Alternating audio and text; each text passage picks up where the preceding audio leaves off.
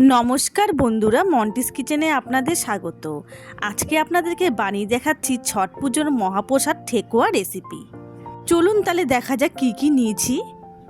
প্রথমে একটা বড় সাইজের বাটি নিয়েছি। নিলাম 150 গ্রাম আটা, 150 গ্রাম ময়দা আর 100 গ্রাম সুজি।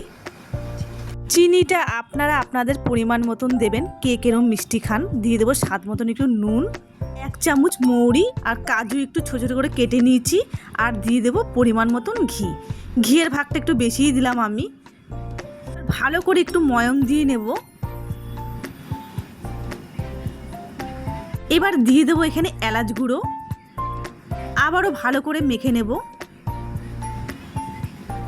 ময়মটা ভালো করে দেওয়ার চেষ্টা করবেন, দেখুন একদম এরকমভাবে করবেন। এবার অল্প অল্প জল দিয়ে মেখে নেব। বেশি শক্তও করব না, বেশি নরমও করব না। দেখুন কেরম করে করছি আমি। আমার হয়ে গেছে, এরম করে করেছি। এবার একটি ছাঁচ নিয়ে নেব, তার মধ্যে একটু গোল করে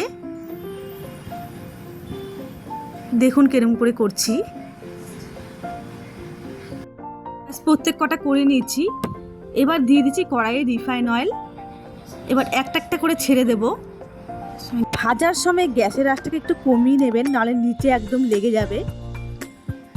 হালকা আঁচে ভাজতে হবে। আমার একদিক হয়ে গেছে, আমি উল্টে দিচ্ছি। ব্যাস হয়ে গেছে আমার। দেখুন কালারটাও সুন্দর হয়েছে।